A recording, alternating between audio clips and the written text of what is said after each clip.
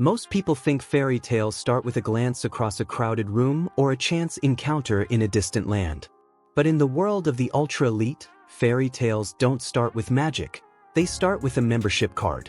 For Prince Harry, the story he told the world, and perhaps the story he told himself, was one of pure, unadulterated fate. An actress and a prince, two different worlds colliding in a moment of serendipity. It was the narrative that saved the monarchy's image, a shot of modern adrenaline into an aging institution. But what if that story was just the first draft? Deep in the digital archives, hidden beneath layers of polished PR and royal decrees, lies a photograph that doesn't fit the script. It's a grainy image soaked in the bright sunlight of a Mediterranean summer. There's champagne, laughter, and the kind of effortless glamour that only money can buy. But if you look past the smiles and focus on a small navy blue canvas bag tucked in the corner, the entire image changes. That bag bears a crest that carries more weight in London than any royal seal, the emblem of Soho House. To the average person, it's just a bag. To those inside the circle, it's a smoking gun. It suggests that the woman who would become the Duchess of Sussex, Meghan Markle, wasn't just a guest in these elite spaces. She was a fixture. Long before the world knew her name, she was navigating a network of billionaires, fixers, and power brokers. And as Prince Harry would eventually discover, every chance meeting, every coincidental introduction, and every spontaneous trip might have been part of an architecture so precise, it makes destiny look like a distraction. Before the red carpets and the global headlines, there was a different version of the story. It was a time of hustle, of small roles, and quiet networking. In the mid-2000s, the world of high-end socializing was undergoing a transformation. Private clubs like Soho House were becoming more than just places to grab a drink. They were becoming centers of influence, where careers were launched and reputations were manufactured. Insiders whisper that during this era, a young actress was already becoming a familiar face in these rooms. It wasn't about the acting roles back then, it was about proximity to power. There are whispers of working girl roles within these clubs, not in the way the tabloids might suggest, but in a far more strategic sense. These were women they were brought in to populate the rooms, providing the glamour that attracted donors and heirs. They were the social caddies of the elite, individuals who knew how to navigate a conversation with a billionaire just as easily as they could handle a camera lens. The records from this period are thin, but the patterns are unmistakable. The guest lists, event registries, and forgotten social blogs all point to a woman who was learning the language of the powerful long before she had a platform of her own. But every operation needs an architect. And in this story, that architect has a name, Marcus Anderson. To the public, he is a charming hospitality consultant, a man who knows how to make a room feel exclusive. But to those who have watched his ascent, Marcus Anderson is something else entirely. He is the ultimate matchmaker of influence. He didn't just meet her, he curated her. He saw the potential for something far greater than a cable television career. He saw a woman who could navigate the complexities of the British social hierarchy without ever losing her composure. Marcus Anderson wasn't just a friend. He was a strategist, the invisible thread connecting her to the boardrooms of Toronto and the private villas of Istanbul. In the years leading up to the royal meeting, he was the one managing guest lists. He was the one deciding who sat next to whom. And as the connections grew, so did the ambition. The move to Toronto for a television role provided the perfect cover. It was a new market, a new set of players, and a direct line to the heart of the Commonwealth. But Toronto was just a stepping stone. The real prize was always across the ocean, in the heart of London's oldest and most guarded institution. By 2013, the narrative took a sharp turn. Rumors of a manhunt began to circulate among the London elite. It said that Meghan Markle arrived in the UK not just for work, but with a specific objective. She began cultivating relationships with journalists and socialites, individuals who could provide the right introductions. But these weren't random encounters at a bar. They were all linked back to the same circle, the same club, and the same fixers. The official story says she and Prince Harry met on a blind date. But even that story has started to fracture. If you look at the timeline, the blind date, appears less like a surprise and more like a summit. The woman who allegedly set them up wasn't just a mutual friend. She was a high-ranking member of the Soho House network, someone who understood. Everything that was at stake was carefully calculated. The table where they sat, the drinks they ordered, and even the very air they breathed were part of a controlled environment. But that wasn't the whole story.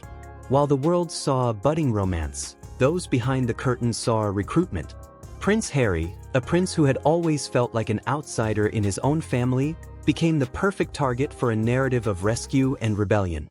He didn't just hear her voice, he heard the promise of a different kind of life. But as the honeymoon phase faded, financial inconsistencies began to surface. Even for a successful actress, the lifestyle appeared staggering. International flights, designer wardrobes costing more than a year's salary, and access to private estates that money alone typically cannot buy. When questions arose about who was footing the bill, the answers remained vague. Corporate partnerships, friends, and private arrangements were the phrases most often used. But in elite circles, nothing is free. Every flight, every dress, and every introduction carries a cost that must eventually be paid. The wedding in 2018 was meant to be the culmination of the fairy tale. But viewed from another angle, the guest list looked less like a wedding and more like a corporate merger. On her side of the aisle, the attendees were not childhood friends or early colleagues. Instead, they included brand executives, media moguls, and influential social figures, many with ties to Marcus Anderson's network. It was a gathering of power, a public signal that something larger was taking shape. The palace saw a marriage. The network saw a platform. But what happens when the prince begins to notice the strings? Insiders suggest that, during quiet moments at Frogmore Cottage, the questions began to outweigh the answers. Prince Harry started to recognize patterns, the way certain names surfaced in conversation just before a press leak, and how their private lives seemed to follow a media rhythm he hadn't authorized. Warnings from his brother, once dismissed as jealousy, began to sound more like prophecy. He wasn't just marrying a woman, he was stepping into a strategy. The shift was subtle at first, a rehearsed quality to supposedly spontaneous moments, and a team of advisors that seemed more loyal to her brand than to his family. Many of these advisors shared a common background. They were former affiliates of Soho House or individuals connected to Marcus Anderson's inner circle. Prince Harry, once considered one of the most untouchable royals in the world, was now finding himself. He found himself in a supporting role. He had become an accessory to his own story, a figurehead for a narrative he hadn't written. The memoirs and documentaries that followed were presented as his truth, but the language often carried the unmistakable tone of a professional image team. Today, the palace gates are closed, and a new life in California is in full swing. But the silence they once promised never arrived. Instead, it has been replaced by a constant, high-definition broadcast of their lives.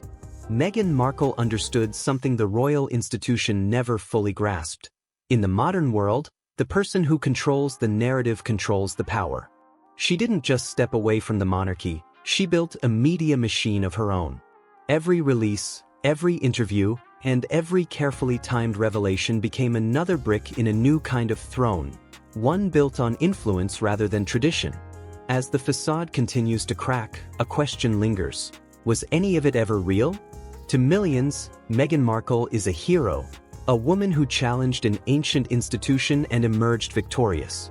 To others, she is the architect of her own rise, someone who saw a prince and recognized an opportunity. And for Prince Harry, the truth may be the most difficult realization of all.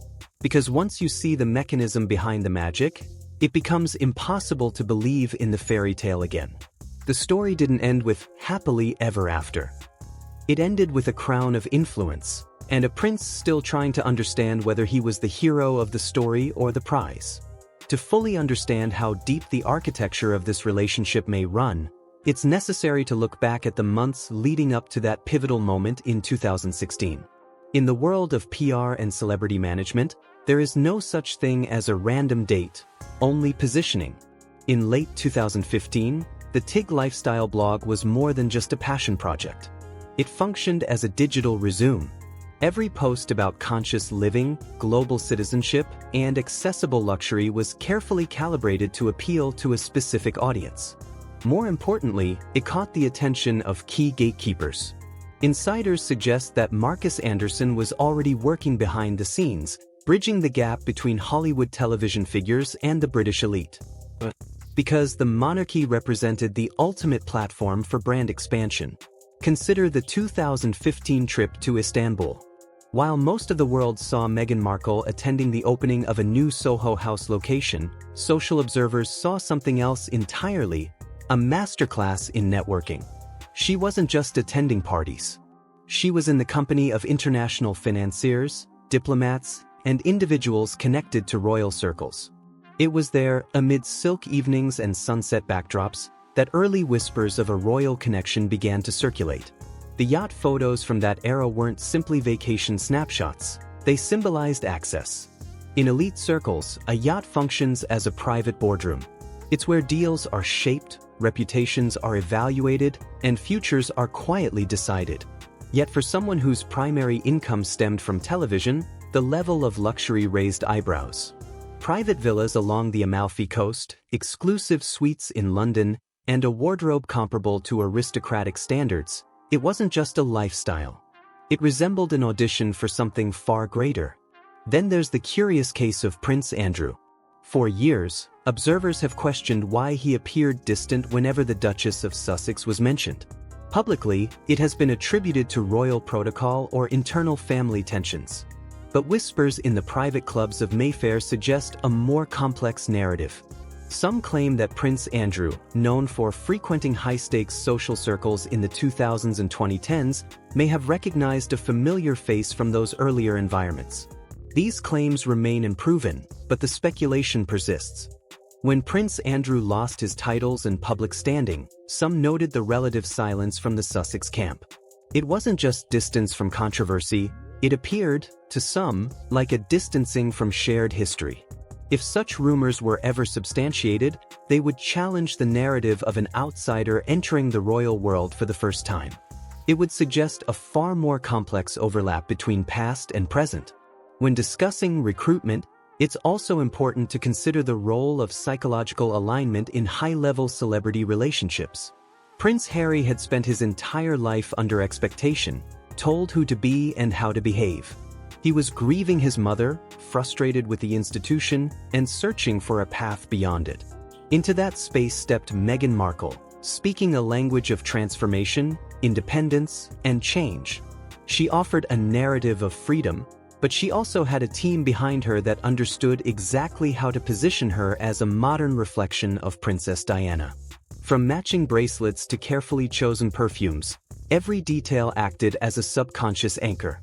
By the time they reached their second meeting, Prince Harry wasn't simply falling for a person, he was drawn to what felt like a solution to his struggles. He believed he was bringing her into his world. In reality, it appeared she was guiding him into hers.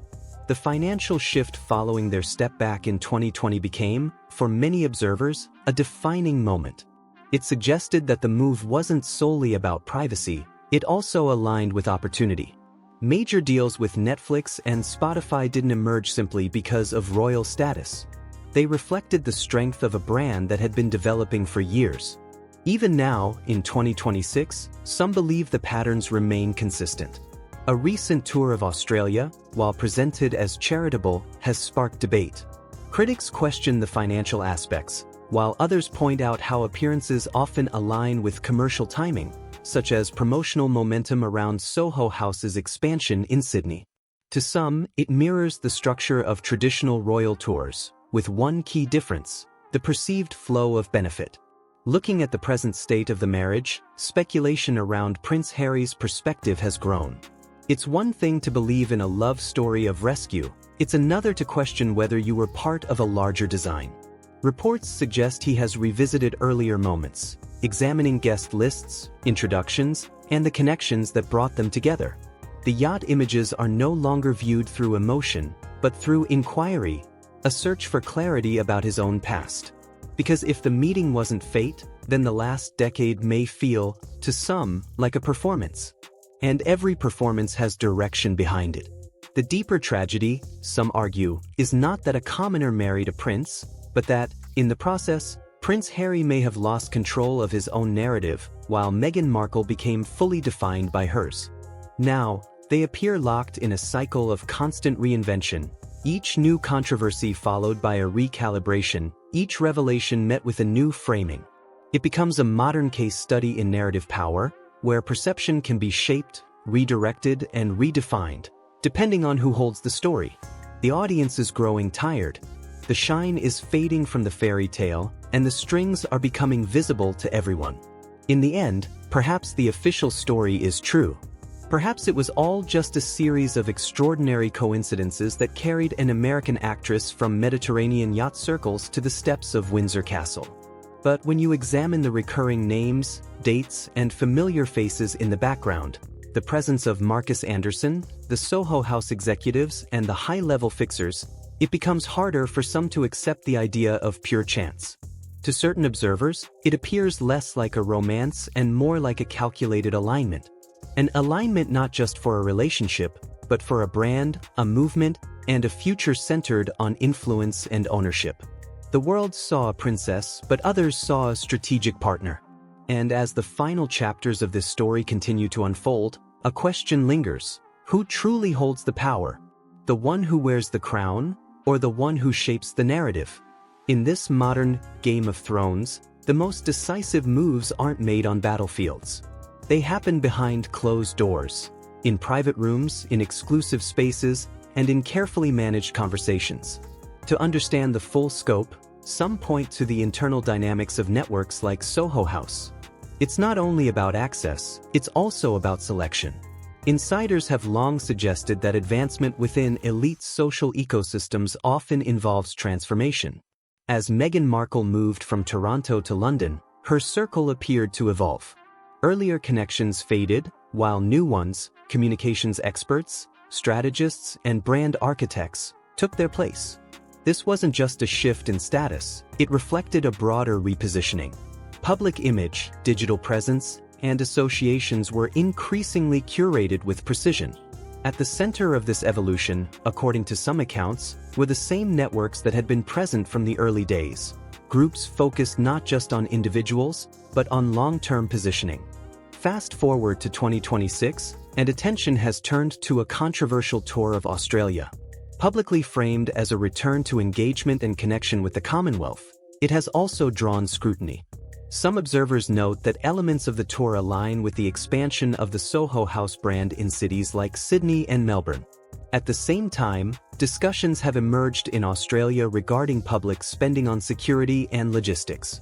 Investigative voices have suggested that certain private meetings during the tour involved business and media figures, alongside charitable engagements. While interpretations differ, the overlap has fueled ongoing debate. At the same time, the narrative surrounding the couple continues to evolve.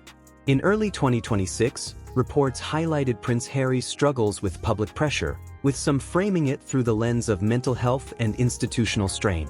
Critics argue this shifts focus toward sympathy, while supporters see it as a legitimate reflection of personal challenges.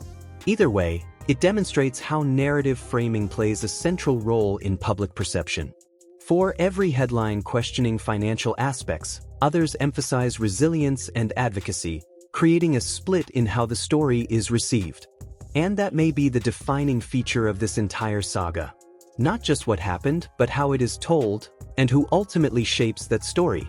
As the Australian sun sets on this latest campaign, the cracks are becoming harder to ignore.